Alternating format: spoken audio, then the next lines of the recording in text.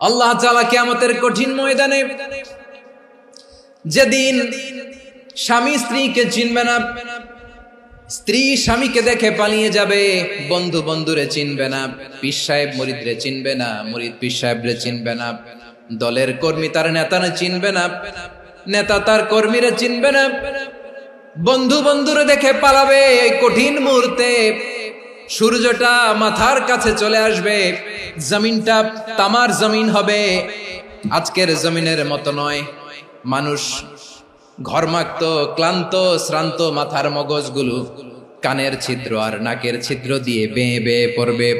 বিশ্বনবী ফরমান, কিয়ামতের ওই কঠিন ময়দানে 7 শ্রেণীর ব্যক্তিকে রব্বুল আলামিন তার আরশের নিচে ছায়া দিবেন। তার মধ্যে প্রথম শ্রেণীর ব্যক্তি হলো ইমামুন আদিল, যে ইনসাফের সাথে বিচার করে, যে জাস্টিস সমাজে সার্ভ করে, যে সুশাসন নিশ্চিত করে, ওই ইমামুন আদিল। আদিল শব্দটা বুঝছেন না? ইন্নাল্লাহা ইয়া'মুরু বিল আদল, পাইছেন? আদিল। 7 শ্রেণীর ব্যক্তিকে আল্লাহ তাআলা সুশীতল আরশের নিচে ছায়া দিবেন, যেদিন তার দেয়া ছায়া ছাড়া কোনো ছায়া থাকবে না। এর প্রথম হচ্ছে ইমামুন আদিল, ন্যায়পরায়ণ শাসক। চিল্লায় বলেন সুবহানাল্লাহ। আবার বিশ্বনবী বললেন, ইন্নাল মুকসিতিনা ইনদাল্লাহি আলা মানাবিরা মিন নূর আন ইয়ামিনির রহমান। কিয়ামতের দিন যারা ন্যায় পরায়ণ হিসেবে আল্লাহর সামনে দাঁড়াবে, কিয়ামতের দিন রব্বুল আলামিন তার আরশের ডান দিকে ওই ন্যায় পরায়ণ লোকদের জন্য আরশের ডান দিকে একটা নূরের মিম্বারে তাদেরকে বসার সুযোগ করে দিবে। আল্লাহর আরশের ডান দিকে ন্যায় পরায়ণ লোকদের জন্য আল্লাহ তাআলা নূরের মিম্বার বানাবে। 4টে কেন কথা মনে করেছেন? আল আদাল, জাস্টিস। ইন্নাল্লাহা ইয়া'মুরু বিল আদল। আল্লাহ তাআলা এই আদালতের নির্দেশনা দেন, সুবিচার, সুশাসন। প্রিয় ভাইয়েরা, এটা আমরা বাংলাদেশে চাই কি চাই না? এই যে অরাজকতা, এই যে অন্যায়, এই যে জুলুম, এই যে ইনকনসিস্টেন্সি সমাজের অসঙ্গতির প্রধান কারণ জাস্টিস নাই, সুবিচার নাই, সুশাসন নাই। শেষবারের মতো আওয়াজ করে বলেন তো, আমরা বাংলাদেশে আদল চাই কি চাই না? তাহলে প্রথম নির্দেশনা শেষ। আল্লাহ তাআলা তোমাদেরকে আদলের আদেশ দেন। এরপরে আল্লাহ বললেন, আমি তোমাদেরকে ইহসানের আদেশ দেই। ইন্নাল্লাহা ইয়া'মুরু বিল আদলি ওয়াল ইহসান। আমি তোমাদেরকে যেমনি আদলের নির্দেশনা দেই, তেমনি ভাবে তোমাদেরকে ইহসানের নির্দেশনা দেই। ইহসান, আওয়াজ করে সবাই বলেন তো ইহসান। ইহসান মানে কারো প্রতি সফট হার্টেড হওয়া, মহানুভব হওয়া, অনুগ্রহ পরায়ণ হওয়া, অনুগ্রহশীল হওয়া, একে অপরের প্রতি দয়াদ্র হওয়া। একে অপরের প্রতি দয়াদ্র, অনুগ্রহশীল হওয়া ছাড়া মানবিক সমাজ কশিনকালেও গঠন করা সম্ভব না। প্রিয় ভাইয়েরা, সুন্দর আচরণ দিয়ে, ইহসান দিয়ে যা জয় করা যায়, নরম আচরণ দিয়ে যেটা অর্জন করা যায়, কঠোরতা দিয়ে সেটা পারা যায় না। বিষ্ণু ঈসা ইসলাম ইহসান দিয়ে, কোমল আচরণ দিয়ে, তার অনুগ্রহ দিয়ে তিনি অনেক কাফিরের হৃদয়কে জয় করে ফেলেছেন। সাইয়েদনা সুমামা ইবনে উসাল রাদিয়াল্লাহু তাআলা আনহুর কথা মনে পড়ে যায়। তিনি ছিলেন ইয়ামামার বাদশা। মদিনাতে বিশ্বনবীকে হত্যা করার নিয়তে এসেছিলেন। গোপনে গোপনে বিশ্বনবীকে হত্যা করে আবার ইয়ামামাতে তিনি ফিরে যাবেন। কিন্তু কি অবাক করা কাণ্ড, হত্যা করতে পারে নাই, সাহাবাদের হাতে তিনি ধরা পড়ে গেলেন। সাইয়েদনা সুমামা ইবনে উসাল রাদিয়াল্লাহু তাআলা আনহু হত্যার নিয়তে আসলেন, কিন্তু হত্যা করতে পারলেন না। সাহাবারা ওনাকে ধরে ফেললেন, ধরে মসজিদে নববীর পিলারের মধ্যে বেঁধে রাখলেন। সুমামা ইবনে উসাল, সিরাত থেকে শুনে, সিরাত থেকে শোনাচ্ছি, রাদিয়াল্লাহু তাআলা আনহু ইয়ামামার অধিপতি ছিলেন। বিশ্বনবীকে হত্যার জন্য আসছেন, ধরা পড়ে গেছেন, এখন মসজিদে নববীতে বেঁধে রাখছেন। তার মানে বন্দী। এখন স্ট্যাটাস কি? বন্দী, ক্যাপটিভ। তো বিষ্ণু ঈসা ইসলাম সাহাবাদেরকে বললেন, তার খোঁজ খবর নিও, সুমামা ইবনে উসালের খোঁজ খবর নিও। সাহাবার বলেন, ইয়া রাসূলুল্লাহ, আপনাকে হত্যা করতে এসেছে, তার তো কঠিন ক্যাপিটাল পানিশমেন্ট হওয়া দরকার, কঠিন শাস্তি হওয়া দরকার। বিশ্বনবী বললেন, না, আমি যেটা জানি তোমরা সেটা জানো না, তোমরা সুমামার সাথে ভালো আচরণ করো। বিশ্বনবী সুমামার কাছে গেলেন। প্রথম দিন যে তিনি কালেমার দাওয়াত দিলেন, ইমানের দাওয়াত দিলেন, ইসলামের দাওয়াত দিলেন, রিসালাতের দাওয়াত দিলেন, আখিরাতের দাওয়াত দিলেন। পরের দিন যে বিশ্বনবী সালাতের দাওয়াত দিলেন, যাকাতের দাওয়াত দিলেন, ইসলাম কি, কিভাবে, কেমন করে পালন করতে হয় চমৎকার আর্টিকুলেট করতে শুরু করলেন। তন্ময় হয়ে সুমামা ইবনে উসাল রাদিয়াল্লাহু তাআলা আনহু বিশ্বনবীর কথাগুলো শুনতে আরম্ভ করলো। একদিন নয়, 2 দিন নয়, টানা 3 দিন বিশ্বনবী সুমামার কাছে ইসলামকে প্রেজেন্ট করেছেন, উপস্থাপন করেছেন। আওয়াজ করে বলেন, কয় দিন? 3 দিন। 3 দিন মসজিদে নববীতে বাধা। আর সাহাবীদেরকে বললেন, তার খোঁজ খবর নিও, তোমরা যে রুটি বানাও এর মধ্যে সবচেয়ে ভালো আটার রুটিটা তারে দিও, সবচেয়ে রিফাইন্ড খেজুর, যেটা পিওর খেজুর, এটা তারে দিও। আর বিশ্বনবী নিজের উট থেকে দুধ দহন করে ওনার বাড়ির এক কর্মচারীকে বলেছেন, দুধ দহন করে সুমামার জন্য নিয়ে যেও। সুবহানাল্লাহ পড়বেন না? সবাই তো অবাক, ইয়ামামা থেকে আসছে নবীকে হত্যা করতে, বিশ্বনবী দেখে তারে জামাই আদর করে।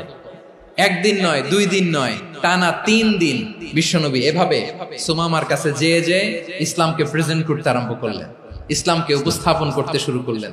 আর তাকে চমৎকার এন্টারটেইনমেন্ট, আপ্যায়ন দিতে আরম্ভ করলেন। টানা 3 দিন যখন ইসলামের দ্য বিউটিজ অফ ইসলাম, ইসলামের সুমহান বাণী, সৌন্দর্য তার কাছে উপস্থাপন শেষ, তাকে আপ্যায়ন শেষ, বিশ্বনবী বললেন সাহাবাদেরকে, যাও এবার সুমামার হাতের পায়ের রশি দুটো খুলে দাও।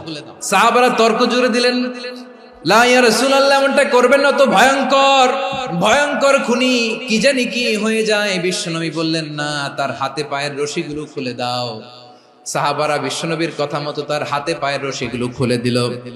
সুমামা মুহূর্তের মধ্যে মসজিদে নববী থেকে বের হয়, ইয়ামামায় ফিরে না যে মসজিদে নববীর পাশে একটা খেজুর বাগান ছিল, সেখানে চলে গেলেন। সেখানে একটা ছোট্ট কুয়া ছিল, কুয়ার পানি দিয়ে তিনি গোসল করলেন। সুবহানাল্লাহ পড়েন।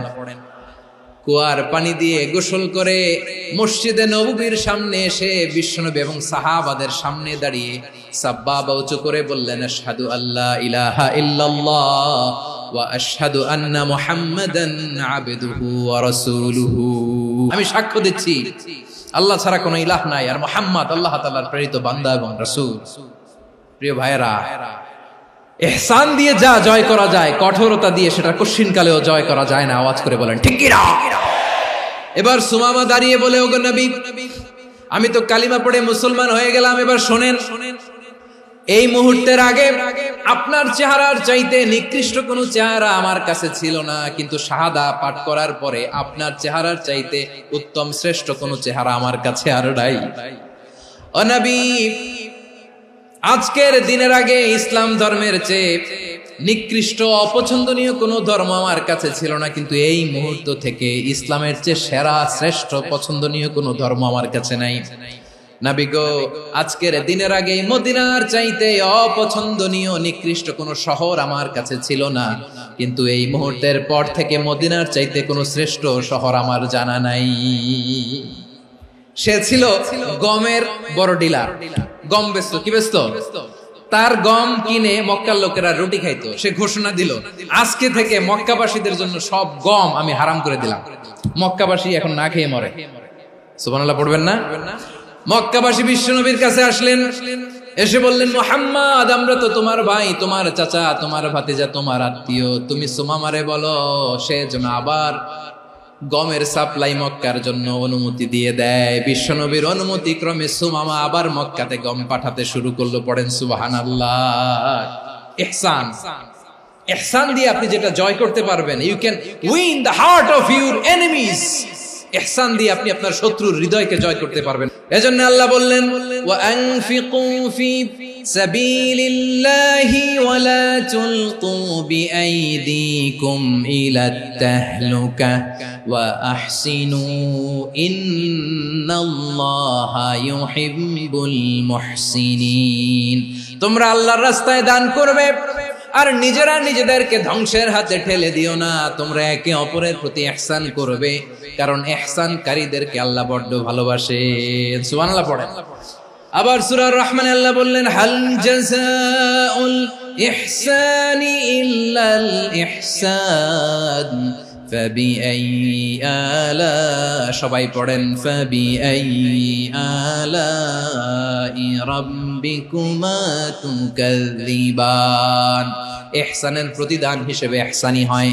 বিশ্বনবী সুমামার প্রতি যেমন ইহসান করেছেন, সুমামাও ঠিক তেমন ইহসান ফিরিয়ে দিয়েছে। ঠিক কিনা বলেন?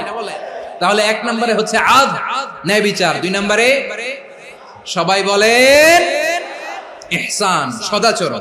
ইহসান দুই ধরনের প্রিয় ভাইরা, ইহসান ফিল ইবাদা, ইহসান ফিল মুআমালা। ইহসান ফিল ইবাদা হচ্ছে একাগ্র অনুভবে ইবাদতে ডুব দেওয়া, এর নাম ইবাদতের ইহসান। সুবহানাল্লাহ পড়ুন। বিশ্বনবী বলেন ইহসান মানে কি জানো নাকি? হাদিসে জিবরিলে সাইয়েদনা জিবরিল আলাইহিস সালাম বিশ্বনবীকে বললেন আখবিরনি আনিল ইহসান। নবী আমাদেরকে বলেন ইহসান মানে কি? বিশ্বনবী বললেন আনতা আবুদাল্লাহা কাআন্নাকা তারাহু ফাইন লাম তাকুন তারাহু ফাইন্নাহু ইয়ারাক।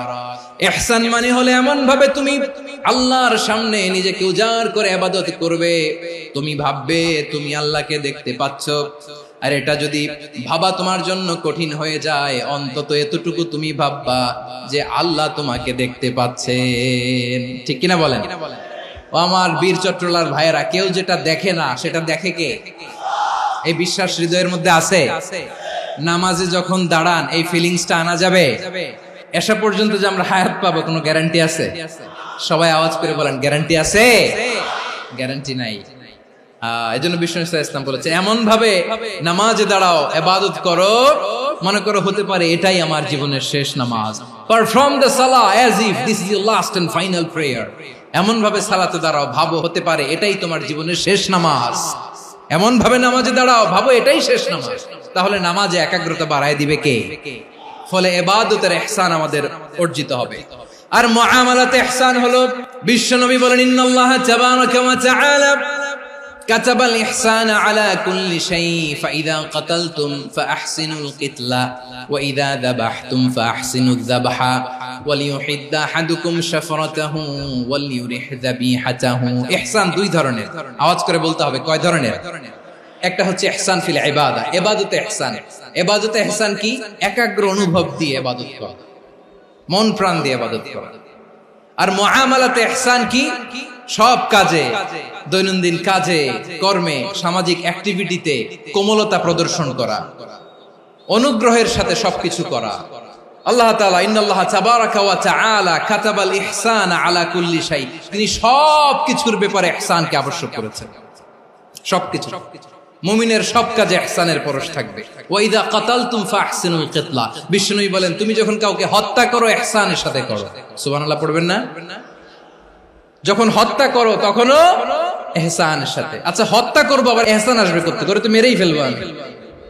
আল্লাহ, ও ভাই একজন খুন করেছে, খুনি, রাষ্ট্রীয় আইনে তার শাস্তি হয়েছে ডেথ পেনাল্টি, মৃত্যুদণ্ড। এখন মৃত্যুদণ্ড দেখে আপনি যেমনি মন চায় তেমনি মারবেন লোকটারে? ওর নাক কেটে ফেলতে পারবেন? ওর কান কাটতে পারবেন? ওর চোখ উপড়ে ফেলতে পারবেন আপনি? যেমন মন চায় তার অঙ্গহানি করা যাবে না। ইহসানের সাথে তাকে হত্যা করো। সুবহানাল্লাহ, this is Islam, this is the true essence of Islam. ওয়া ইযা যাবাহতুম ফাহসিনুয যাবহা, যখন জবাই করবে তখনও ইহসানের সাথে জবাই করবে। করব জবাই, ওইখানেও নাকি ইহসান। আচ্ছা কুরবানির দিন আমরা পশুগুলোরে কি করি বলেন সবাই আওয়াজ করে? জবাই। জবাই মানে তো এটারে মেরেই ফেলতেছি, একটু পরে তো টুকরো টুকরো করে গোশতগুলো খাবো, এটা তো খাবো, এটা তো মেরেই ফেলবে। বিষ্ণু বলে না, জবাইয়ের মধ্যেও মুমিনের জবাইয়ের ভেতরেও ইহসানের পরশ থাকা চাই। যখন জবাই করবে প্রাণীটাকে হাত পা টাইট করে বেঁধে নাও, ছুরিটাকে শার্পেন করে নাও, ধারালো করে নাও, যাতে অল্প সময়ে জবাইটা হয়ে যায়, প্রাণীটা যাতে কম কষ্ট পায়। সুবহানাল্লাহ পড়ে। দিস ইজ কল্ড ইহসান। আল্লাহ তাআলা যেমনি আদলের আদেশ করেছেন, ন্যায় বিচার, জাস্টিস এনশিওর করতে বলেছেন, সমাজে ইহসানের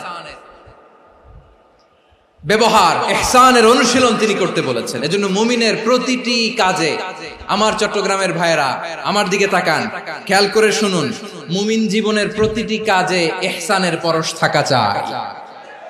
আমরা যেন আমাদের পরিবারের প্রতি ইহসান করি, আমরা যেন আমাদের কর্মচারীদের প্রতি ইহসান করি, আমরা যেন আমাদের কলিগদের প্রতি ইহসান করি, আমরা যেন আমাদের ভাইদের প্রতি ইহসান করি। মুমিন জীবনের প্রতি কাজে ইহসানের পরশ থাকার দরকার আছে না নাই? কথা বুঝতে পেরেছেন?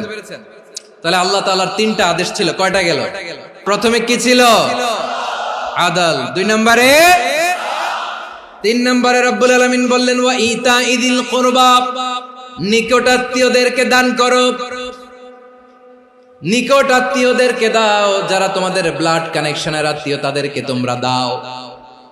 এখানে জেনারেলি বললেন দাও, কি দিব সেটা তিনি এখানে বলেন নাই, সেটা তিনি সূরাতুল ইসরার মধ্যে বলেছেন। আল্লাহ বলেন ওয়া আতিযাল কুরবা হাক্কাহ, নিকট আত্মীয়দেরকে তাদের অধিকার, তাদের প্রাপ্য তোমরা বুঝিয়ে দাও। দেখেন, একটা শান্তির সমাজ, একটা সমৃদ্ধ সমাজ, একটা মানবিক সমাজ গঠনের জন্য আল্লাহ তাআলা বেশি না, মাত্র 3টা অর্ডার, 3টা ভার্ডিক্ট তিনি জারি করেছেন। 1 নাম্বার সুশাসন, ন্যায় বিচার। 2 নাম্বার ইহসান। 3 নাম্বার নিকটাত্মীয়, যারা কাছের, তোমার ভেরি ক্লোজ রিলেশনশিপে আছে, তাদেরকে দাও। দাও, দিলে বাড়িয়ে দেয় কে? অনেকে দিতে চায় না, কৃপণতা করে। দিলে বাড়ায় দেয় কে? ও মিয়া, মদিনার মধ্যে সবচাইতে গরিব সাহাবী ছিল বেলাল রাদিয়াল্লাহু তাআলা আনহু। ওনার এন্টায়ার অ্যাসেট, সম্পদের পরিমাণ কতদূর জানেন? একটা লুঙ্গি। বেলাল রাদিয়াল্লাহু তাআলা আনহু, ওনার টোটাল ওয়েলথের এস্টিমেশন হচ্ছে মাত্র একটা লুঙ্গি। একটা লুঙ্গি, টোটাল ওয়েলথ এস্টিমেশন, টোটাল সম্পদের পরিমাণ বেলাল রাদিয়াল্লাহু তাআলা আনহুর কি ছিল? ওই বেলাল রাদিয়াল্লাহু তাআলা আনহুকে বিষ্ণু ইসলাম বলেছেন আনফিক ইয়া বেলাল, ও বেলাল তুমিও দাও। ওয়ালা তাখশা মিন যিল আরশি ইখলালা, আরশের অধিপতির তো কোনো ঘাটতি নাই, তুমি দিলে ওই আল্লাহ তোমারে বাড়ায় দিবে। এজন্য আমার প্রিয় ভাইয়েরা, দিলে কমে না, দিলে বাড়ে। অনেকে ধরে রাখে, নতুন কিছু নিতে পারে না, হাত দিয়ে যেটা ধরে রেখেছেন এটা দিয়ে দেন, বড় একটা ধরার সুযোগ পাবেন। জোরে বলেন ঠিক কিনা? রব্বুল আলামিন বললেন 3 নাম্বার আদেশ হলো তোমাদের প্রতি সমাজটারে কেমন করে মানবিক সমাজ, সুন্দর সমাজ গড়বা। 3 নাম্বার আদেশ হলো ওয়া আতিদাল কুরবা হাক্কা, নিকটাত্মীয়দেরকে তাদের প্রাপ্য বুঝিয়ে দাও। এই নিকটাত্মীয়দেরকে তাদের অধিকার বুঝিয়ে দেওয়া, প্রাপ্য বুঝিয়ে দেওয়াতে আমাদের গাফলতি আছে না নাই? অনেকে দেখবেন অনেক আল্লাহওয়ালা, তাহাজ্জুদ গুজার, সেজদা দিতে দিতে কপালে কালো দাগ ফেলে দিছে, সে তার বোনের হকটা আদায় করে নাই, আছে না নাই? অনেক বড় হাজী সাহেব, বিশাল লম্বা দাড়ি, ছেলেরে সব দিয়ে দিছে, মেয়েরে কিছু দেয় নাই, মেয়ের হক আদায় করে নাই, আছে না নাই? এই হাজী সাহেবেরা, এই আল্লাহওয়ালারা কিয়ামতের ময়দানে আটকে যাবে। আপনি অন্যের অধিকার নষ্ট করেছেন, তাদের রাইটস কে ভায়োলেট করেছেন। এজন্য আল্লাহ তাআলা বলেন, কারো অধিকার যদি কেউ নষ্ট করে, ওই সমাজটা মানবিক সমাজ কঠিনকালেও হতে পারে না। এজন্য 3 নম্বর আল্লাহ বললেন ওয়া ইতাইদিল কুরবা, নিকটাত্মীয়দেরকে দাও। কি দিবা? তাদের অধিকার দিয়ে দাও। বোনের অধিকার বুঝিয়ে দাও, মেয়ের অধিকার বুঝিয়ে দাও, ফুফুর অধিকার বুঝিয়ে দাও। দেখবেন অনেক মায়েরা ছেলের পাতে মুরগির রান দেয়, মেয়ের পাতে দেয় মুরগির ঠ্যাং। তো মেয়ের কি মুরগির রান খেতে মনে চায় না? মনে চায় না? এমনটা করা যাবে না। নিকটাত্মীয়দেরকে অধিকার দিয়ে দাও, নিকটাত্মীয়ের সাথে সুসম্পর্ক রাখো। আদেশটা কার? এজন্য প্রিয় ভাইয়েরা, জীবনে যদি বারাকা অর্জন করতে চান, নিকটাত্মীয়দের সাথে সুসম্পর্ক রাখতে হবে, তাদের জন্য উপহার পাঠাতে হবে। বিশ্বনবী বলেন লা ইয়াদখুলুল জান্নাতা কাতে, যে ব্যক্তি আত্মীয়তার সম্পর্ককে ছিন্ন করে দেয়, সে কঠিন কালেও আল্লাহর জান্নাতে ঢুকবে না। আপনি কি এটারে সহজ হাদিস মনে করছেন? এটা সহজ কথা? আপনি ভাবছেন আপনার নামাজ আপনারে বাঁচাতে পারবে, আপনার রোজা বাঁচাতে পারবে, আপনার তাহাজ্জুদ আপনারে বাঁচাতে পারবে? অধিকার নষ্ট করলে কিছুই আপনারে বাঁচাতে পারবে না। এজন্য নিকট আত্মীয়দেরকে দিতে হবে বেশি বেশি। বিশ্বনবী বলেন ইন্না সাদাকাতা আলাল মিসকিনি সাদাকা ওয়া আলা যির রাহিমি ইসনাতান সাদাকাতুন ওয়া সিলা। মিসকিন রে দান করলে শুধু দানের সওয়াব হয়, নিকট আত্মীয়কে দান করলে 2টার সওয়াব হয়, সাদাকার সওয়াব হয়, আবার আত্মীয়তার বন্ধন অটুট রাখার সওয়াব হয়ে যায়। আবার বিশ্বনবী বললেন মান সাররাহু আইয়ুবসাতা লাহু ফি রিজকিহি ওয়া ইনসালাহু ফি আসারিহি ফালইয়াসিল রাহিমা। যে ব্যক্তি তার রিজিকের প্রশস্ততা চায় আর হায়াতে বরকত চায়, সে যেন তার আত্মীয়ের সাথে সুসম্পর্ক রাখে। আমার প্রিয় চট্টলার ভাইয়েরা, আমাদের রিজিক বাড়ুক, এটা আমরা চাই কি চাই না? সবাই চান? হ্যাঁ, আমাদের রিজিকে প্রশস্ততা আসুক, চাই কি চাই না? আমাদের হায়াতে বরকত আসুক, আমরা চাই কি চাই না? এই দুইটা যদি চান তাহলে নিকটাত্মীয়দের সাথে সুসম্পর্ক রাখবেন। পারবেন? তাহলে সমাজটারে মানবিক সমাজ বানায় দিবে কে? তিনটা আদেশ চলে গেল। 1 নম্বরে কি ছিল? 2 নম্বরে, 3 নম্বরে নিকটাত্মীয়দেরকে দান। আল্লাহ তাআলা তিনটা জিনিসের যেমনি আদেশ করেছেন, অনুরূপ ভাবে তিনটা বিষয় তিনি বারণ করেছেন, নিষেধ করেছেন, ওগুলোর কাছেও যাওয়া যাবে। রাব্বুল আলামিন বলেন, ওয়ায়ানহা আনিল ফাহশাই ওয়াল মুনকারি ওয়াল বাগি। আমি যেমনি তিনটি বিষয়ে আদেশ করলাম, অনুরূপ ভাবে তিনটি বিষয়ে বারণ করলাম, নিষেধ করলাম।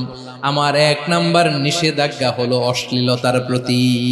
ফাহশা, ওয়ায়ানহা আনিল ফাহশা, আল্লাহ তাআলা অশ্লীলতাকে নিষেধ করেছেন।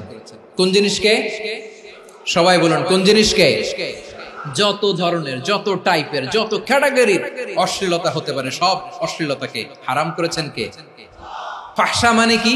কথায়, কাজে, আচরণে, কমেন্ট, ফেসবুকের কমেন্টসে যত ধরনের নোংরামো আছে, যত ধরনের অশ্লীলতা আছে, এটাকে আরবিতে বলে ফাহশা। রাব্বুল আলামিন বলেন, কুল ইন্নামা حرم ربي الفواحش ما ظهر منها وما بطن। ও নবী, আপনি বলে দেন, আমার রব প্রকাশ্য, অপ্রকাশ্য, স্পষ্ট কিংবা অস্পষ্ট, দৃশ্যমান কিংবা অদৃশ্যমান সব অশ্লীলতাকে হারাম করেছেন। সব ধরনের অশ্লীলতা হারাম। আল্লাহ তাআলা আমাদেরকে অশ্লীলতা থেকে বাঁচান। এবার বলেন, আমাদের সমাজে অশ্লীলতা আছে না নাই? অশ্লীলতা নানা ভাবে, নানা নামে, নানা মোড়কে আমাদের সমাজে আছে না নাই? সংস্কৃতির নামে, ফ্যাশনের নামে, বিনোদনের নামে, উপন্যাসের নামে, কনসার্টের নামে অশ্লীলতা আছে না নাই? আপনি দেখেছেন কনসার্টগুলোর অবস্থা? আমাদের তরুণ তরুণীরা, আমাদের যুবক যুবতীরা, আমাদের জেনজিরা, কি অবস্থা ওইখানে? কনসার্টের নামে অশ্লীলতা আছে না নাই? ছেলে মেয়ে একে অপরকে জড়ায় ধরতেছে, একে অপরকে চুমু খাচ্ছে, প্রকাশ্যে, দিবালোকে, গণমানুষের সামনে। আল্লাহ তাআলা এই অশ্লীলতা থেকে আমাদেরকে বেঁচে থাকতে বলেছেন। রূপালী জগতের নামে অশ্লীলতা আছে না নাই? এই টার্মটা আপনারা জানেন না? রূপালী জগৎ কি জগৎ? আসলে কি রূপালী জগৎ না অন্ধকার জগৎ? আমার বোনেরা, আপনাদেরকে যে কি বলে তারা বুঝায়, রূপালী জগৎ শুনেই আপনি ভরকে যাবেন না। রূপালী জগতে যে নারী যত বেশি উলঙ্গ, সে নাকি তত বেশি সাহসী। জানেন? বলে এটা একটা সাহসী নারী, খুব সাহসী পদক্ষেপ তার। যত বেশি শরীর থেকে কাপড় নামাতে পারবে, যত বেশি বস্ত্রহীন হয়ে নিজেকে প্রেজেন্ট করতে পারবে, সে নাকি তত বেশি সাহসী। আমার চট্টলার ভাইয়েরা, শয়তানের প্রথমে এজেন্ডা ছিল বনি আদমকে বস্ত্রহীন করা। সে আদম এবং হাওয়া আলাইহিস সালামকে নিষিদ্ধ গাছের ফল খাইয়ে তাদেরকে বস্ত্রহীন করেছে। এই জামিনেও সে আমাদেরকে বস্ত্রহীন করতে চাইবে। এই রূপালী জগতের নামে তারা এটা করে। আমার প্রিয় বোনেরা, আপনি জানেন না আপনার দাম কত? ওরা আপনাদেরকে বিজ্ঞাপনের সস্তা পণ্য বানাতে চায়। ওরা আপনাদেরকে ওদের ভোগের লিপসার টুলস বানাতে চায়। ওরা আপনাদেরকে দিয়ে ওদের খায়েশ পূরণ করতে চায়। এটা আপনাদের জন্য মোটেও ডিগনিটি নয়, এটা আপনাদের জন্য সম্মান নয়। আপনার সম্মান শালীনতায়, আপনার সম্মান হেজাবে, আপনার সম্মান ভদ্রতায়, আপনার সম্মান আপনার ডিসেন্ট পোশাকে। পোশাক বলে দেয় এই নারীটা ভদ্র না অভদ্র। পোশাক বলে দেয় এই মেয়েটা কোন ঘরের মেয়ে। আপনি জানেন না, আপনারা সস্তা পণ্য বানায়, ভোগের পণ্য, বিলবোর্ডে আপনাকে উলঙ্গ করে উপস্থাপন করে। এই অশ্লীলতার সাথে ইসলামের কোন সম্পর্ক। এজন্য আল্লাহ বলেন, আমি অশ্লীলতাকে হারাম করেছি। অশ্লীলতাকে হারাম করার প্রথম কারণ হলো এর মাধ্যমে মানবতাকে অপমানিত করা হয়। কারণ মানুষের সম্মান মানুষের পোশাকে। মানুষ যখন পোশাকহীন হয়ে যায়, বস্ত্রহীন হয়ে যায়, তার সম্মান কমে যায়। ঠিক কিনা? অশ্লীলতাকে হারাম করার প্রথম কারণ হচ্ছে মানুষ মানুষকে অপমান করে। একটা নারী, সে তো সম্মানিত, নারী যে কত সম্মানিত নারীর এটা বুঝেই নাই। বিশ্বনবী বলেন আদ-দুনিয়া কুল্লুহা মাতা ওয়া খায়রু মাতা'আদ দুনিয়া আল মারআতুস সালিহা। আমার বোনেরা, 5টা প্যান্ডেলে আপনারা এলইডিতে আমার আলোচনা শুনছেন, আমি জানি। আপনাদের এই গর্ভ যে কত দামি আপনি জানেন না। আপনার পেট থেকেই আসবে আগামী দিনের সালাহুদ্দিন আল আইয়ুবী। আপনার পেট থেকেই আসবে অনাগত দিনের ইমাম মাহদী আল মুনতাযর। আপনার পেট থেকেই আসবে অনাগত দিনের ফয়সাল, ওয়াসিম, মুগ্ধ, আবু সাইদের মতো বীর যোদ্ধা। আমার প্রিয় বোনেরা, আমার প্রিয় বোনেরা, বিশ্বনবীর কথার ওজন খেয়াল করেন। আদ-দুনিয়া কুল্লুহা মাতা ওয়া খায়রু মাতা'আদ দুনিয়া আল মারআতুস সালিহা। দুনিয়ার সবকিছুই অ্যাসেট, এর মধ্যে সবচেয়ে দামি অ্যাসেট নেককার নারী। আপনার গর্ভ যে কত দামি আপনি জানেন না। নিজের সময়টাকে কাজে লাগান, কোরআন পড়েন, সুন্নাহ পড়েন। আপনার অনেক দায়িত্ব ঘরে। You are the MD of your family. একটা family it's a very big institution. পরিবার একটা অনেক বড় প্রতিষ্ঠান। And you are the MD of your institution. আপনি এই পরিবারের MD, managing director of your family. এখানে আপনার কত দায়িত্ব। আপনি ছেলে মেয়েদেরকে তারবিয়া করবেন, আপনি আপনার স্বামীর জন্য ঘরটারে জান্নাতের নীর বানাবেন, আপনার জন্য জান্নাতের ডুপ্লেক্স বাড়ি ওইখানে তৈরি করে রাখবে কে? আপনি যে কত দামি আপনি জানেন না। নারীদেরকে আল্লাহ বানিয়েছেন উচ্চতর করে, নিম্নতর নয়। নারীদেরকে ছোট্ট জিনিস দিলে এটারে বড় করে দেয়।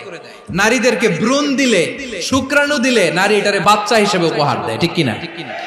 বিয়ের মাধ্যমে স্বামী যখন তার শুক্রাণু তার স্ত্রীকে উপহার দেয়, স্ত্রী রিটার্নে কি উপহার দেয়? ফুল ফর্ম বেবি, মানব সন্তান।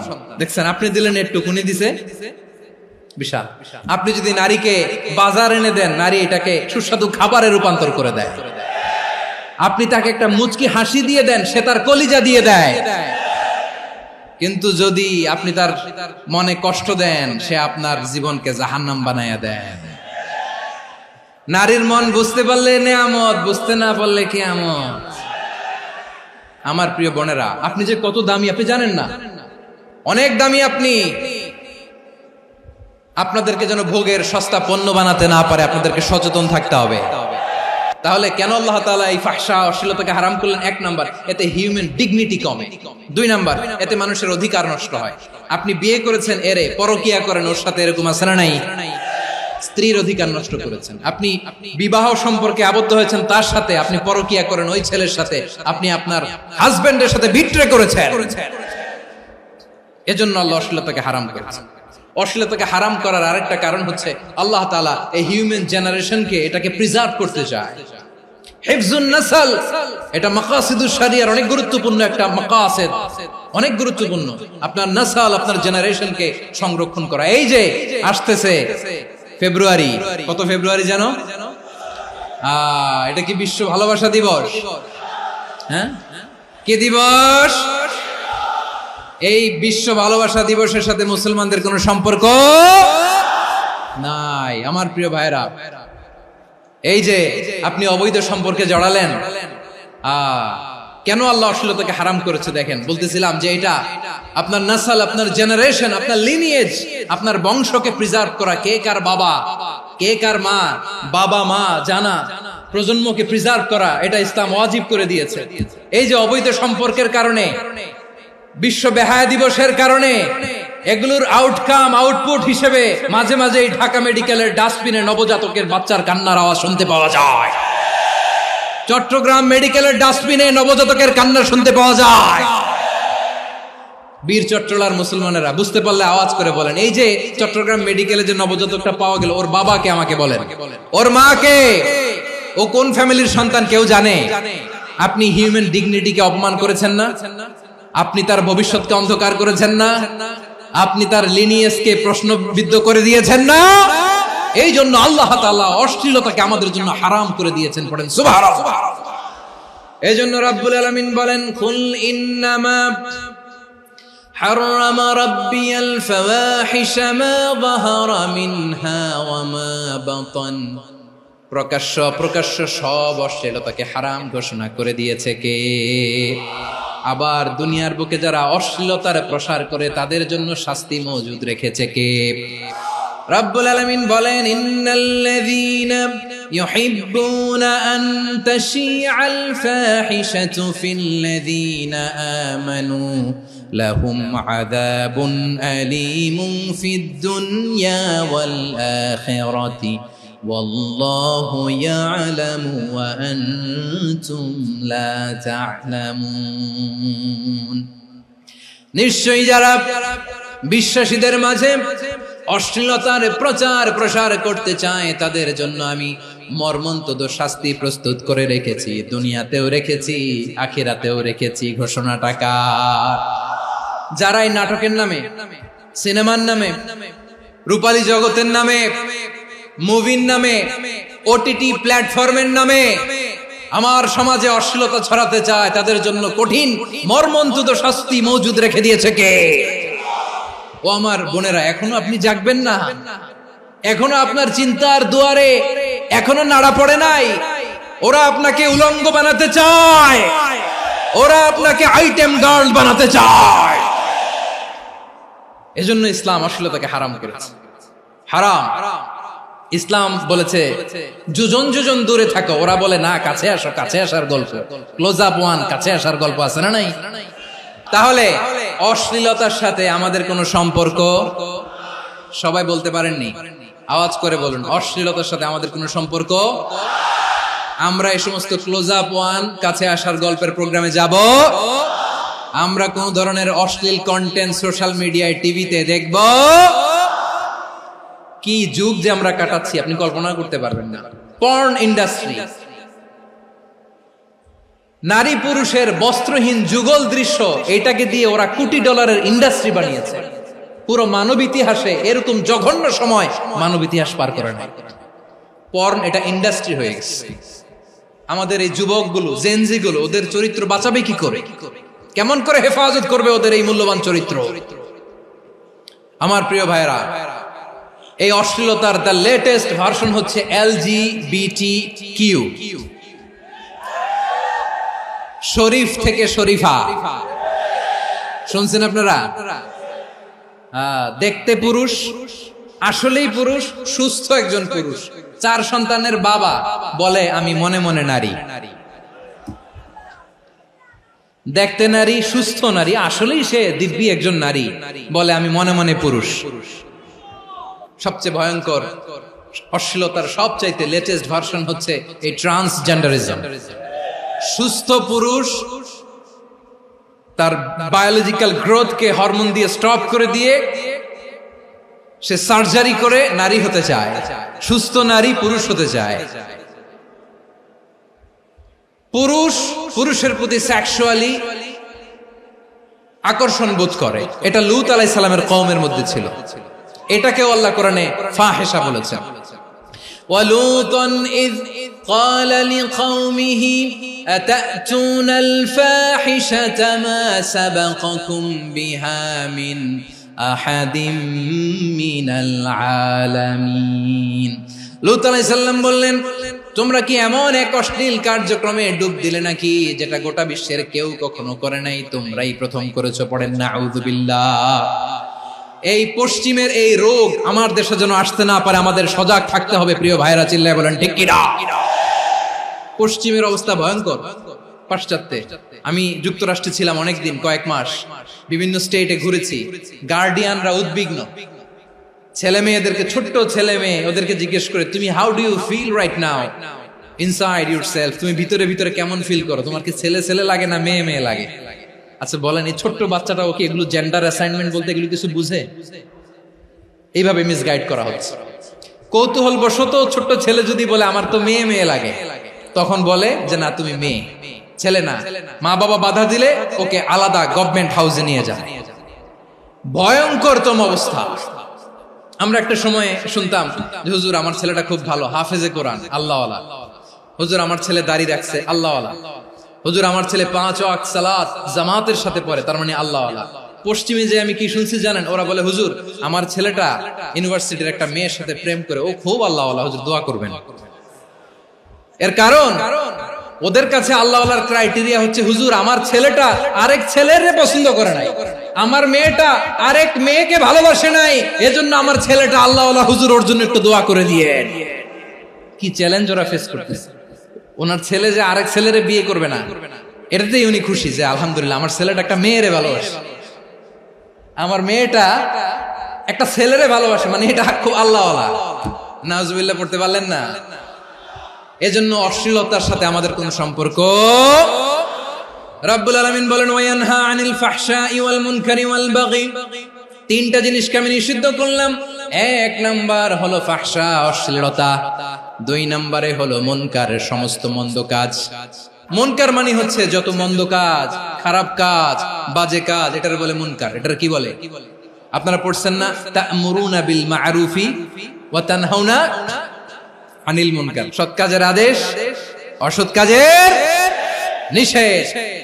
মুনকার, মুনকার হচ্ছে মানুষের স্বাভাবিক বিবেকবোধ যেটাকে খারাপ বলে, ওইটাই মুনকার। পৃথিবীর সব আসমানি গ্রন্থ যেটাকে খারাপ বলেছে, মানুষের স্বাভাবিক বিবেকবোধ যেটাকে খারাপ বলেছে, এগুলো সব মুনকার। যেমন ইফতিজিং, এটা কি ভালো না খারাপ? মজুদদারি, খাদ্যে ভেজাল দেওয়া, ওজনে কম দেওয়া, মাছে ফরমালিন মিশানো, চাঁদাবাজি, টেন্ডারবাজি, দখলবাজি, এগুলো আমাদের স্বাভাবিক বিবেকেই বলে এগুলো খারাপ, এগুলো হচ্ছে মুনকার। আল্লাহ তাআলা এই মুনকার থেকে আমাদেরকে বেঁচে থাকতে বলেন, আর শয়তান এই মুনকারের প্রতি আমাদেরকে উদ্বুদ্ধ করে। আল্লাহ তাআলা বললেন, ইয়া আইয়ুহাল্লাযীনা আমানু লা তাত্তাবিউ খুতুওয়াতিশ শাইতান ওয়া মান ইয়াত্তাবি' খুতুওয়াতিশ শাইতানি ফাইন্নাহু ইয়া'মুরু বিল ফাহশাই ওয়াল মুনকার। আল্লাহ বললেন, আমার গোলামেরা শোনো শোনো, ও আমার বিশ্বাসী বান্দারা খবরদার, তোমরা কশিনকালেও শয়তানের পদাঙ্ক অনুসরণ করবে না, কারণ শয়তান তোমাদেরকে অশ্লীলতা এবং মন্দ কাজের দিকে উদ্বুদ্ধ করে। আমাদের কাজ হচ্ছে শয়তান আমাদেরকে যেদিকে নিতে চায় আমরা তার উল্টা দিকে যাব। শয়তান এই মন্দ কাজকে আমাদের কাছে বিউটিফাই করে, চাকচিক্যময় করে আমাদের সামনে উপস্থাপন করে। এজন্য আল্লাহ বলেন মুনকারকে থামাতে হবে, মুনকার প্রতিরোধ করতে হবে। মুনকার প্রতিরোধের দায়িত্ব শুধু আমাদের নাকি? শুধু আপনার খতিব সাহেবের, ইমাম সাহেবের, নাকি মুসলিম উম্মার সবার? আওয়াজ করে বলুন, মুনকার অসৎ কাজ প্রতিরোধের দায়িত্ব কার? রাব্বুল আলামিন বলেন, কুনতুম খায়রা উম্মাতিন উখরিজাত লিন-নাসি তা'মুরুনা বিল মা'রুফি ওয়া তানহাউনা আনিল মুনকার। তোমাদেরকে শ্রেষ্ঠ জাতি করে জমিনের মধ্যে আবির্ভূত করা হয়েছে, যাতে করে তোমরা জমিনের ভেতরে সৎ কাজের আদেশ করতে পারো আর অসৎ কাজের নিষেধ করতে পারো। উম্মাহ, কুনতুম খায়রা, তাহলে গোটা উম্মার দায়িত্ব, এটা বুঝতে পারছেন তো? আচ্ছা, আরো নিচে আসেন। এরপরে আল্লাহ বললেন, শুধু উম্মাহ না, এই জমিনের রাজত্ব আমি যাদের হাতে দেই, এই জমিনের মালিক আমি যাদেরকে বানিয়ে দেই, যাদেরকে আমি সরকারের দায়িত্ব দেই, তাদেরকেও মুনকার প্রতিরোধের দায়িত্ব দিয়েছে কে? আল্লাহ বলেন, যারা ক্ষমতার মসনদে বসেছে তাদেরকে 4 দফা কর্মসূচি আমি আল্লাহ দিলাম। আওয়াজ করে বলেন, কয় দফা? আল্লাহ বলেন, আল্লাযীনা ইম্মাক্কান্নাহুম ফিল আরদি আকামুস সালাতা ওয়া আতাউয যাকাতা ওয়া আমারু বিল মা'রুফি ওয়া নাহাউ আনিল মুনকার ওয়ালিল্লাহি আকিবাতুল উমুর। যারা এই জমিনের উত্তরাধিকার হয়েছে তারা 4 দফা কর্মসূচি নিয়ে সামনে আগাবা। সালাত কায়েম করবা, যাকাত আদায় করবা, সৎ কাজের আদেশ দিবা, অসৎ কাজ থেকে মুনকার প্রতিরোধ করবা। আদেশটা কার? আমার প্রিয় চট্টলার ভাইরা, পুরো উম্মার দায়িত্ব মুনকার প্রতিরোধ করা, সরকার প্রধানের দায়িত্ব মুনকার প্রতিরোধ করা। এরপর আল্লাহ বলেন, প্রতিটা ফ্যামিলির যিনি প্রধান সিইও বাবা, প্রত্যেক বাবারও দায়িত্ব এই মুনকার প্রতিরোধ করা। আওয়াজ করে বলেন ঠিক কি না? যেমনটি সাইয়েদনা লুকমান আলাইহিস সালাম ওনার কলিজার টুকরা সন্তানকে আদেশ করেছেন, ইয়া বুনাইয়া আকিমিস সালাতা ওয়া'মুর বিল মা'রুফি ওয়ানহা আনিল মুনকার। পড়েন সুবহানাল্লাহ। বাবা ছেলেকে সবক দিচ্ছে। লোকমান আলাইহিস সালাম ছেলেকে বলতেছে, ওরে আমার কলিজার টুকরা সন্তান, ওরে আমার বাছা, নামাজ কায়েম করবা, সৎ কাজের আদেশ দিবা, আর মুনকার প্রতিরোধ করবা, অসৎ কাজ, সমাজ থেকে খারাপ কাজকে ঝেঁটে বিদায় করে দিবা। তাহলে দেখেন, আমি স্টেপ বাই স্টেপ নামলাম। পুরা উম্মার দায়িত্ব, জমিনের উত্তরাধিকারী আল্লাহ যাদেরকে বানিয়েছেন সরকার, তাদের দায়িত্ব, প্রতিটি ফ্যামিলির প্রধানের দায়িত্ব, এরপরে বিশ্বনবী বলেন সচেতন প্রতিটি মুসলিমের দায়িত্ব সমাজ থেকে মুনকারকে উৎখাত করা। বিশ্বনবী বলেছেন, মান রাআ মিনকুম মুনকারান ফালিয়ুগাইয়িরহু বিয়াদিহি ফাইন লাম ইয়াসতাতি ফাবিলিসানিহি ওয়া ইন লাম ইয়াসতাতি ফাবিকলবিহি ওয়া যালিকা আযআফুল ঈমান। সমাজে যে মুনকার দেখবে, খারাপ কাজ দেখবে, সে যেন হাত দিয়ে সেটাকে থামায়। আমার প্রিয় ভাইরা, না থামালে আমরাই ডুববো শেষমেশ। আমাদের বাঁচার জন্য হইলেও থামাইতে হবে। রব্বুল আলামিন বলেন, ওয়াত্তাকু ফিতনাতাল লা তুসিবান্নাল্লাযীনা যালামু মিনকুম খাসসা। ও আমার গোলামেরা, ওই আযাবকে ভয় করো যে আযাব যখন আমি জমিনের বুকে পাঠাই, শুধু জালেমদেরকেই মারি না, আলেমদেরকেও মারি। আযাব যখন আসে তখন শুধু জালিমই মরে না, আলেমও মরে। জানেন, মুসা আলাইহিস সালামের পায়ে একবার লাল পিঁপড়া, তো উনি রেগে মেগে পাশি দেখে লাল পিঁপড়ার বাসা, পা দিয়ে ডলে মুছে সবগুলো পিঁপড়া মেরে ফেলছে। এই ঘটনাটা আল্লাহ ঘটিয়েছেন। এজন্য মুসা আলাইহিস সালাম ছিলেন কালিমুল্লাহ, সরাসরি আল্লাহর সাথে কথা বলতেন। তিনি আল্লাহকে জিজ্ঞেস করেছিলেন, আল্লাহ তুমি যখন কোন জনপদে আযাব পাঠাও, শাস্তি দাও, ওখানকার শুধু জালেমরাই তো মরে না, ভালো মানুষগুলাও মরে, তো আযাব দিবা মুশরিকদের উপর দিবা, অবাধ্যদের উপর দিবা, ভালো মানুষগুলোরে মারো কেন? আল্লাহ বললেন, মুসা তোমার যে কামড় দিছিল পায়ের মধ্যে পিঁপড়া, কয়টা পিঁপড়া? একটা পিঁপড়া, তো সবগুলারে মারলা কেন? রেগে মেগে পুরো পিঁপড়ার বাসা ভেঙে মেসাকার করলা কেন? আমি যখন অ্যাকশনে যাই, আমি যখন শাস্তি দেই, তখন এত বাস বিচার করা হয় না, বাস বিচার করা যায় না। যখন অ্যাকশনে যাওয়া হয়, ওইটা ডাইরেক্ট অ্যাকশন হয়ে যায়। চিল্লায় বলো ঠিক কি না? এজন্য আমাদের বাঁচার জন্য হলেও এই পাপ থামাতে হবে, এই শয়তানের অট্টহাসি থামাতে হবে, অন্যায় অপরাধ সমাজ থেকে আমাদের থামাতে হবে। কারণ আযাব আসলে ওরাও মরবে, আমরাও মরব। একটা জাহাজ 2 তলা, আপনি আছেন 2য় তলায়। নিচের তলার কিছু লোক জাহাজের তলা ছিদ্র করতে আরম্ভ করছে। কি ছিদ্র করতেছে?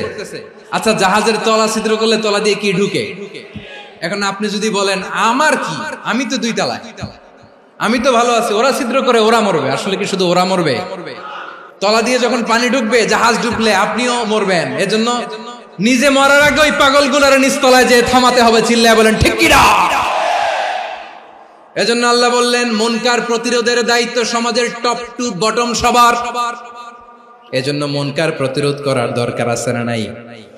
সমাজে এই যে ইফটিজিং হয়, আপনার বোনের বয়সী একটা মেয়েকে কিছু বকাটে টিটকারি করে, এই বলে সেই বলে, নোংরা কথা বলে, রাস্তায় দেখেও আপনি পাশ দিয়ে না দেখার মতো চলে যান কেন? আপনি দাঁড়ান না কেন? আপনি দাঁড়ালেই তো থেমে যাবে, কারণ সত্যের যে শক্তি, তার সামনে মিথ্যা মুখ থুবড়ে পড়ে। আপনার সামনে ও কিছুই না, নাথিং। আপনি দাঁড়ান, ওকে প্রশ্ন করেন যে আমার বোনকে তুমি ডিস্টার্ব করো কেন? আপনাকে দেখে আরো 5 জন দাঁড়াবে, 5 জনকে দেখে আরো 10 জন দাঁড়াবে। আমাদের নীরবতা আর আমাদের নিশ্চুপ থাকাই জালিমদেরকে আরো শক্তিশালী জালিম বানিয়েছে। এজন্য মুনকার প্রতিরোধের দায়িত্ব আমাদের সবার। টেন্ডারবাজি, চাঁদাবাজি, দুর্নীতি, অপরাধ, দখলদারিত্ব, মজুদদারি, এগুলো সবকিছু একসাথে প্রতিরোধ করতে হবে। ঠিক কিনা বলেন? একটা মানবিক সমাজ যদি চাই, প্রতিরোধ করতে হবে। প্রিয় ভাইয়েরা, আল্লাহর শপথ নিয়ে বলি, এই নাসিহাত গুলো সবার জন্য, সব দলের জন্য, সব মতের মানুষের জন্য। আমরা কোনো দলের প্রতি মানুষকে ডাকি না, আমরা ডাকি ইসলামের দিকে। সব দলের, সব মতের, সব মানুষদেরকে আমরা আহ্বান জানাই, আসুন আমরা একটা সুন্দর সমাজ বিনির্মাণ করি। এই যে নতুন বাংলাদেশের এক সুযোগ এসেছে, আর জীবনে হয়তো আসবে না, সামনের 100 বছর এই সময় আসবে না। আসুন দেশটাকে আমরা সাজাই, আসুন আমরা দুর্নীতি বন্ধ করি, আসুন আমরা চাঁদাবাজি বন্ধ করি, আসুন আমরা দখলদারিত্ব বন্ধ করি, আসুন আমরা এক দল আরেক দলকে নিশ্চিহ্ন করার যে রাজনীতি, এটা বন্ধ করি। সব দলের প্রতি আমার আহ্বান, আমরা চাঁদাবাজ মুক্ত বাংলাদেশ চাই, জুলুম মুক্ত বাংলাদেশ চাই, ফ্যাসিজম মুক্ত বাংলাদেশ চাই, গুণ খুন খারাপি মুক্ত বাংলাদেশ চাই, আমরা নতুন ভোরের বাংলাদেশ চাই। ওই বাংলাদেশ পাওয়ার জন্য মুনকার প্রতিরোধে, অন্যায় প্রতিরোধে যদি বাঘের বাচ্চার মতো, আবু সাইদের মতো দুই হাত উঁচু করে বুককে টান টান করে প্রসারিত করে দাঁড়াতে হয়, রাজি আছো মুসলমান? রাব্বুল আলামিন বলেন ওয়ায়ানহা আনিল ফাহশাই ওয়াল মুনকারি ওয়াল বাগি ইয়াইযুকুম লাআল্লাকুম তাযাক্কারুন। আল্লাহ বললেন আমি অশ্লীলতাকে নিষেধ করি, আমি সব ধরনের মন্দ কাজকে নিষিদ্ধ করি, সব শেষে আমি সীমা লঙ্ঘনকে তোমাদের জন্য নিষিদ্ধ করি। নিষিদ্ধ করেছেন কয়টা জিনিস? 1 নম্বরে অশ্লীলতা, 2 নম্বরে মুনকার তথা সব মন্দ কাজ, 3 নম্বরে আল বাগি সীমা লঙ্ঘন, ক্রসিং দ্য লিমিট। সীমা লঙ্ঘন করা ভালো না। We all should know our limits. চিল্লায় বলেন ঠিক কিনা? একই আয়াতে আল্লাহ বললেন কুল ইন্নামা হারামা রাব্বিয়াল ফাওয়াহিশা মা যাহারা মিনহা ওয়া মা বাতানা ওয়াল ইসমা ওয়াল বাগিয়া বিগাইরিল হক। অন্যায় ভাবে যে অবাধ্য হয়, যে সীমা লঙ্ঘন করে, তাদেরকেও আমি এটা হারাম করে দিলাম। সীমা লঙ্ঘন করা হারাম। আল্লাহ বারবার বারবার আমাদেরকে ওয়ার্নিং দেয়। যখন আমরা থামি না তখন আল্লাহ ধরে, আর যখন ধরে তখন ছাড়ে না। ধরে ধরে ধরে না, ধরলে আল্লাহ। ফেরাউনকে কিন্তু হুট করে ধরে নাই, আপনারা জানেন 9 বার ওয়ার্নিং দিয়েছে। ফেরাউনকে আল্লাহ তাআলা ওয়ার্নিং দিয়েছিল কয়বার? রাব্বুল আলামিন বলেন ওয়ালাকাদ আতাইনা মূসা 9 আয়াতিন বাইয়িনাত। 9টা মুআজিজা দেখিয়েছি। 1 2 3 বারবার এইভাবে রিমাইন্ডার, ওইভাবে রিমাইন্ডার, এইভাবে নসিহত, ওইভাবে দাওয়া। ফাকুলা লাহু কাওলান লাইয়িনা, নরম করে বলো, সফট করে বলো, যত ওয়ে হতে পারে দাওয়া মেথডোলজি। মুসা আলাইহিস সালামের সব অ্যাপ্লাই শেষ। 10ম বারে যে আল্লাহ ধরছে, 10ম বারে যে ধরেছে। এজন্য আল্লাহ বলেন আমি সীমা লঙ্ঘনকে পছন্দ করি না। কোরআনের অন্য আয়াতে বাগীকে বলা হয়েছে আল ইতিদা। সীমা লঙ্ঘন যারা করে তাদেরকে আল্লাহ বলেছেন মুতাদিন। ওয়াকাতিলু ফি সাবিলিল্লাহিল্লাযীনা ইউকাতিলুনাকুম ওয়া লা তা'তাদু ইন্নাল্লাহা লা ইউহিব্বুল মুতাদিন। আমি সীমা লঙ্ঘনকারীদেরকে কোশ্চিনকালেও পছন্দ করি না। আমরা যেন সীমা লঙ্ঘন না করি, রাজি আছেন তো? যে কোনো ক্ষেত্রে ইবাদতে যেন সীমা লঙ্ঘন না করি। অনেকে আমরা ইবাদতে সীমা লঙ্ঘন করে ফেলি। বিশ্বনবী সাল্লাল্লাহু আলাইহি ওয়াসাল্লাম যেটা শিখিয়েছেন এর বাইরে যে অতিরিক্ত বুজুর্গ হতে চায়, এরকম আছে না নাই? কোন ক্ষেত্রেই সীমা লঙ্ঘন করা যাবে, এমনকি যুদ্ধ ক্ষেত্রেও না। বিশ্বনবী সাল্লাল্লাহু আলাইহি ওয়াসাল্লাম বলেন খবরদার যুদ্ধ ক্ষেত্রেও সীমা লঙ্ঘন করো না। কি সুন্দর ইসলাম আমরা পেয়েছি। বিশ্বনবী বলেন খবরদার যুদ্ধের ময়দানে কোনো নারীর গায়ে হাত তোলো না, কোনো শিশুর গায়ে হাত তোলো না, কোনো গবাদি পশু হত্যা করো না, কোনো শস্য ক্ষেত্র ধ্বংস করো না, ইবাদতরত অন্য ধর্মের কোনো সন্ন্যাসীর গায়ে হাত তোলো না। বলেন সুবহানাল্লাহ। তাহলে আমরা সীমা লঙ্ঘন করতে পারবো? প্রিয় ভাইরা, একটা সুখী, সমৃদ্ধ, শান্তির সমাজ, মানবিক সমাজ যদি আমরা গঠন করতে চাই, আমাদের আল্লাহর দেয়া কয়টা আদেশ মানতে হবে বলেন দেখি? আর বেঁচে থাকতে হবে কয়টা জিনিস থেকে? আল্লাহর আদেশ কি? 1 নাম্বার আদাল, ন্যায়পরায়ণতা। আমরা সুবিচার, সুশাসন, ন্যায় বিচার চাই কি চাই না? 2 নম্বরে কি ছিল? মাশাআল্লাহ, আমরা যেন সবার প্রতি দয়া পরবশ হই, ইহসান করি। 3 নম্বরে কি ছিল? নিকটাত্মীয়দের দান করা, তাদের অধিকার প্রাপ্য বুঝিয়ে দেওয়া। পাশাপাশি 3টা জিনিস থেকে আল্লাহ বারণ করেছেন, নিষেধ করেছেন। তার প্রথমটা ফাহশা, অশ্লীলতা। অশ্লীলতার সাথে আমাদের কোনো সম্পর্ক। 2 নম্বর নিষেধাজ্ঞা কি ছিল? আল মুনকার, সমাজের যত মন্দ কাজ এগুলোকে আমরা প্রতিরোধ করব। রাজি আছেন তো সবাই? 3 নম্বরে আল বাগী, সীমালঙ্ঘন। কোন মুসলিম সীমালঙ্ঘন করে না। রাব্বুল আলামিন শেষে বললেন ইয়াইদুকুম লাআল্লাকুম তাযাক্কারুন। আল্লাহ তোমাদেরকে উপদেশ দেন যাতে তোমরা শিক্ষা গ্রহণ করো। আমরা উপদেশ দেব, আমরা জোর করে কাউরে কিছু মানাতে চাই না। লা ইকরাহা ফিদ্দিন ওয়াযাক্কির ফাইন্না যিকরা তানফাউল মুমিনিন। উপদেশ দিলে এটা মুমিনদের কাজে দেয়। লাস্তা আলাইহিম বিমুসাইতির ইন্নামা আনতা মুযাক্কির। নবী হে, আপনি রিমাইন্ডার দাতা, আপনি উপদেশ দিবেন। আমরাও বিশ্বনবীর এই হাদিসগুলো থেকে, কোরআনের আয়াত থেকে রিমাইন্ডার, এই কথামালা বাণী বাহক হিসেবে এই বাণীগুলো আপনাদের সাথে কাছে পৌঁছে দিলাম। আমরা আল্লাহ তাআলার কাছে প্রার্থনা করি, আল্লাহ আমরা যেন আদল দিয়ে আমাদের সমাজকে গঠন করতে পারি। আল্লাহ আমরা যেন ইহসান করতে পারি, আমরা যেন নিকটাত্মীয়দের দান করতে পারি। আল্লাহ যত ধরনের অশ্লীলতা, অনাচার, মন্দ কাজ, সীমালঙ্ঘন, অবাধ্যতা থেকে যেন আমরা বেঁচে থাকতে পারি। আল্লাহ তাআলা আমাদের সবাইকে কথাগুলো বোঝার ও আমল করার তৌফিক দান করুক। হাযা মা ইনদি ওয়াল ইলমু ইনদাল্লাহ আলাইহি তাওয়াক্কালতু ওয়া ইলাইহি উনীব। সুবহানাকাল্লাহুম্মা বিহামদিকা আশহাদু আল্লা ইলাহা ইল্লা আনতা আস্তাগফিরুকা ওয়া আতুবু ইলাইক।